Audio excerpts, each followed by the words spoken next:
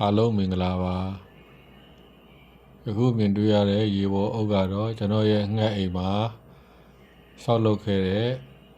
ရေပေါ်အုပ်ပဲဖြစ်ပါတယ်ဒီရေပေါ်အုပ်ကလေးတွေကတော့ငှက်အိမ်ဆောက်လုပ်ရင်းနဲ့ပိုခဲ့တဲ့အုပ်ကလေးတွေကိုကျွန်တော်ကရိုက်ပြထားခြင်းဖြစ်ပါတယ်ဒီရေပေါ်အုပ်ရဲ့အလျားက2 ပေရှိပါတယ်ဒီလိုအနံကတော့4 လက်မရှိပါတယ်ဒီလိုအမြင့်ကတော့8 လက်မရှိပါတယ်ဒီလိုအုတ်ဒီခဲနဲ့ငှက်အိမ်ကိုတီဆောက်လို့ရှိရင်ငှက်အိမ်အခန်းထဲမှာနရံကို2 ထပ်တီဆောက်ရပါတယ်အဲ့ဒါမှအပူဒဏ်ခံနိုင်တာပါဒီလိုရေပေါ်အုတ်နဲ့ငှက်အိမ်ကိုတီဆောက်တဲ့အခါကျတော့တစ်ထပ်ထဲနဲ့အဆင်ပြေပါတယ်သူ့ရဲ့တိတ်သေးစားလည်းကောင်းတယ်ရေစုပ်အားလည်းကောင်းပါတယ်မိုးရွာလို့ရှိရင်လည်းသူကရေကိုစိုးဓာတ်ကိုစုပ်ပြီးတော့ထိပြီးတဲ့အတွက်အပူဒဏ်ကိုကောင်းစွာခံနိုင်ပါတယ်အလေးချိန်လည်းအလွန်ပေါ့သွားပါတယ်နေရန်တစ်ထပ်တည်းတီဆောက်ရတဲ့အတွက်ကုန်ကျစရိတ်လည်းအများကြီးသက်သာသွားပါတယ်ဒါကတော့အပြင်မှာကျွန်တော်ကပြစ်ထားတာကြာပြီဖြစ်တဲ့အတွက်ရေဝနေတဲ့ဒီရေပေါ်အုပ်ကရေကြီးတွေတက်နေတဲ့အတွက်ကျွန်တော်ကတိုက်ရှင်းလုပ်နေခြင်းဖြစ်ပါတယ်ကျွန်တော်ကဒီအုပ်ကိုတမိုးပြစ်ထားတာဖြစ်တဲ့အတွက်ဒီအုပ်ကအပြင်မှာရေဝနေပြီဖြစ်ပါတယ်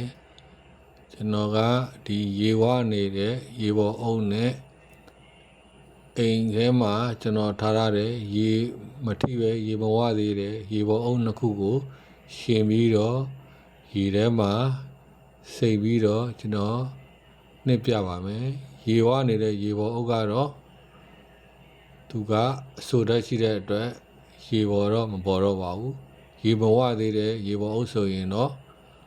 ရေပေါ်မှာပေါ်ပါတယ်အဲ့ဒါလေးကိုကျွန်တော်ကရေစလုံးထဲမှာနှစ်ပြီးတော့စမ်းသပ်ပြပါမယ်ရေဝနေတဲ့ရေပေါ်အုပ်ကလည်းအဆိုဓာတ်ကိုကောင်းမွန်စွာထိမ့်သိမ်းထားတဲ့အတွက်အပူချိန်ကိုပိုပြီးတော့ရော့ကျစေပါတယ်ဒီဟာလေးကတော့ကျွန်တော်တို့ရဲ့အိမ်ပြင်မှာကြာမြင့်စွာထားရှိထားတဲ့ရေဝနေတဲ့ရေပေါ်အုပ်ကလေးနဲ့ကျွန်တော်တို့ရဲ့အိမ်ထဲမှာထားရှိထားတဲ့ရေမထိထားသေးတဲ့ရေပေါ်အုပ်2 ခုကိုရှင်ပြီးတော့ကျွန်တော်ကရေထဲမှာစိမ့်ပြီးတော့လက်တွေ့ပြသပါမယ်ဒီဘက်ကရေဝနေတဲ့အုပ်ပါဒီဘက်ကရေမထိရသေးတဲ့အုပ်ပါရေဝနေတဲ့အုပ်ကိုရေထဲကိုပွေနှစ်ပြီးစိမ့်ကြည့်ပါပြီ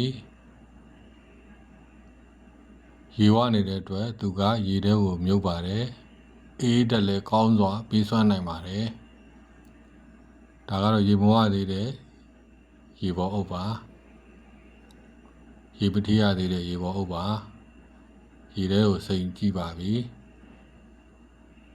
သူကတော့ရေပေါ်မှာပေါ်နေပါတယ်မမြုပ်ပါဘူးဒါပေမဲ့ရေကိုတော့သူဆွဲဆုပ်နေပါတယ်ပူစီပေါင်းလေးတွေထားနေပါတယ်ရေပေါ်အုပ်ရဲ့အကျိုးအာနိသင်ကိုကျွန်တော်ကဒါလက်တွေ့ပြသခြင်းဖြစ်ပါတယ်သူကရေထိတာနဲ့အမျှ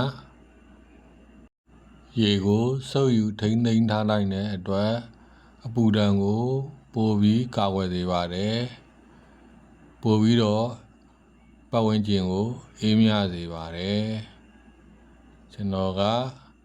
ရဲ့ငှက်အိမ်လေးမှာဒီလိုရေပေါ်အုပ်ကလေးနဲ့တိဆောက်ထားခြင်းကိုလူကြီးမင်းများငှက်ဝါသနာရှင်များသိရှိစေရန်အတွက်